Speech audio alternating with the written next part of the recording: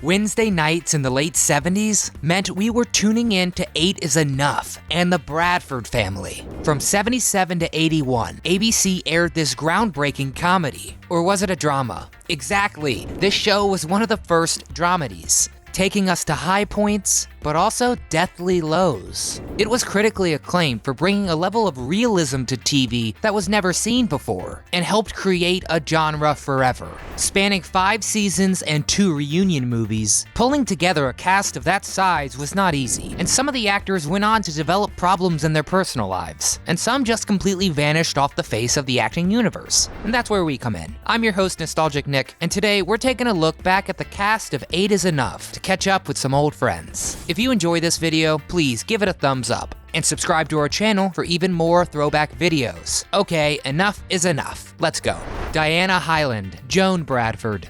Joan took care of the children for her short 4-episode tenure with the show. Sadly, Hyland died from breast cancer during season 1 of 8 is Enough. You may also remember Hyland from other shows. She guest starred in several dozen throughout the 60s and 70s, including multiple episodes of The Fugitive and 59 episodes of Patten Place. In 1976, Hyland began a romantic relationship with John Travolta, who was 18 years younger after meeting while playing his mother in the TV movie The Boy in the Plastic Bubble. They stayed together until her death. Hyland was awarded a posthumous Emmy for her role in The Boy in the Plastic Bubble. Diane Kay, Nancy Bradford.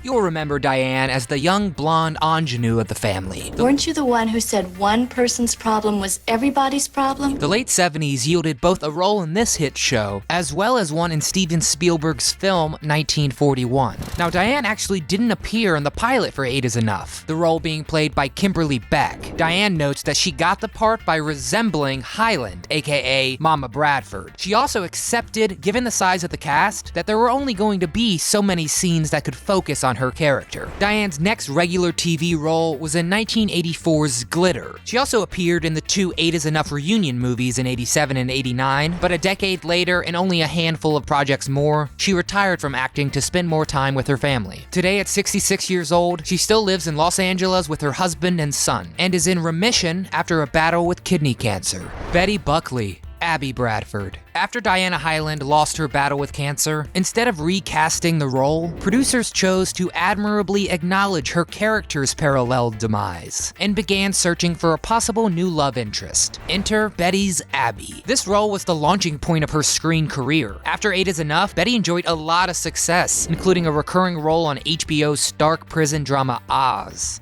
More recently, she landed 10 episodes of the TV show Preacher in 2018, but Betty's greatest achievement is possibly on the stage. If memory serves me correctly, in 1983, Betty won the Tony Award for her Grizabella in the original Broadway production of Cats. And as if this wasn't enough, she's recorded a couple dozen solo albums, as well as cast recordings. At 73 years old, you can see Betty in the series Supergirl. From film to stage, she is far from done yet.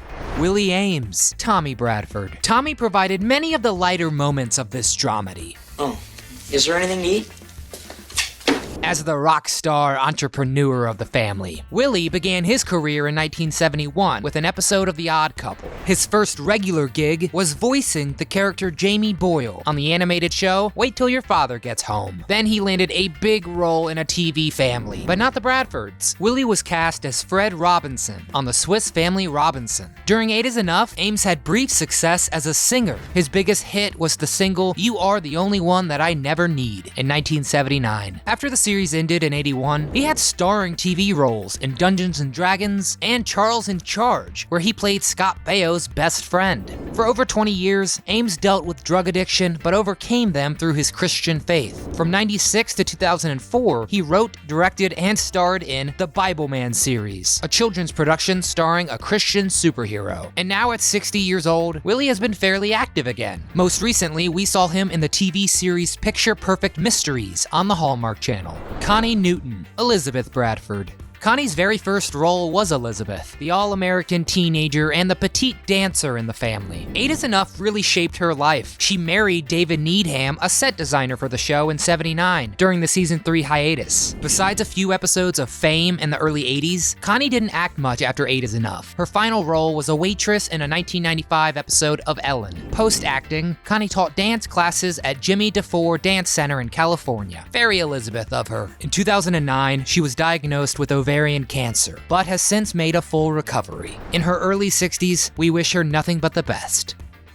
Grant Goodeve, David Bradford. Grant became a teen idol portraying David, the oldest of the Bradford children. He even started singing the title song of 8 is Enough, beginning with the 3rd season, and even sang it once live in an episode, thrilling his huge, mostly female fan base. In A Galaxy Far, Far Away, a different actor played David. Mark Hamill actually originated the role, but the night the pilot aired, he was involved in a serious car accident which forced him to quit the show. After 8 is Enough, Grant began a recurring role on the hit primetime soap Dynasty in 1983. And yes, we do have an entire video dedicated to that smash hit, so check it out after this. In 1990, he appeared in 10 episodes of Northern Exposure, and today at nearly 70 years old, he's still at it, with his best recent credit being 2017's revival of Twin Peaks. In addition to acting, for close to 20 years, Grant has been the host of the travel show Northwest Back Roads. Lori Walters, Joni Bradford. The comical, off-the-wall Joni was very sensitive, and so were fans, when she shocked them by revealing that she had an affair with fellow cast member Grant Goodeve. Prior to 8 is Enough, Lori starred alongside Don Johnson and Tippi Hedren in 1973's The Herod Experiment. And in 1975, she went on a date with Fonzie in Happy Days. Check out what the Fonz and company did after those happy days in our other video.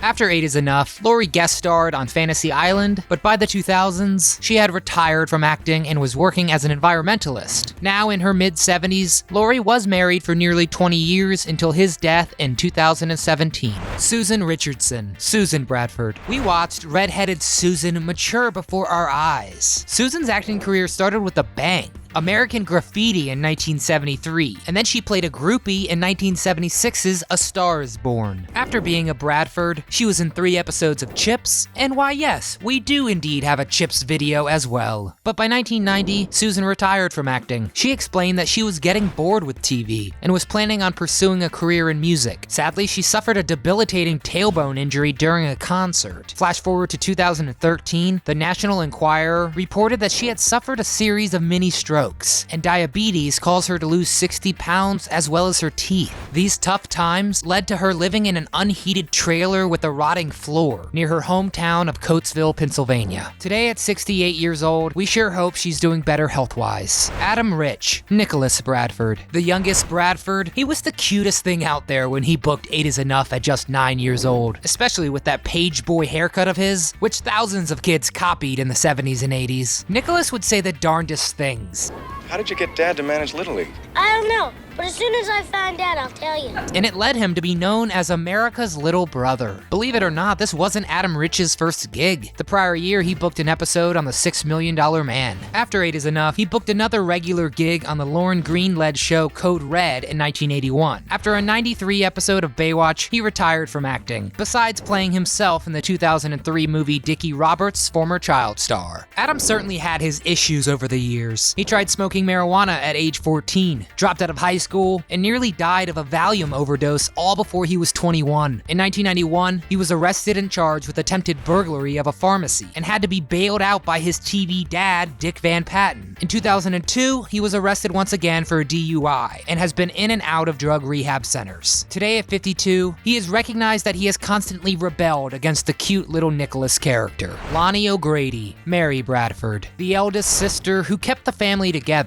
Mary had a temper, yet a tender heart, perfectly encompassing the show's range. The sister of Don Grady, original Mouseketeer and cast member of the classic sitcom My Three Sons, Lonnie's own career got started when she was just 11 on Days of Our Lives. Lonnie said that playing the role of Mary Bradford made her, quote, really happy. It gave me a chance to express my feminism. Like a number of her co-stars, Lonnie's career pretty much ended with the second reunion movie, but things got darker from there. In 1994, she revealed that she suffered from agoraphobia, memory blackouts, panic attacks, and was addicted to alcohol and a number of drugs. Horribly, she died of an overdose in 2001 at the age of 46. Rest easy, Lonnie. Dick Van Patten, Tom Bradford. Dick had an extensive career before becoming the old-fashioned patriarch of the Bradfords. His debut was a regular in the TV show Mama, based on the 1948 film I Remember Mama. He was also a regular on the drama Young Dr. Malone, as well as the new Dick Van Dyke Show. Patten achieved some cult fame being part of Mel Brooks' films Spaceballs and Robin Hood Men in Tights. Off the screen, he co-wrote the memoir 80 is Not Enough and co-founded Dick Van Patten's Natural Balance Pet Food as a result of his animal activism. Sadly, in 2015, he died of complications from diabetes at the age of 86, but he will live on forever as the lovable Tom.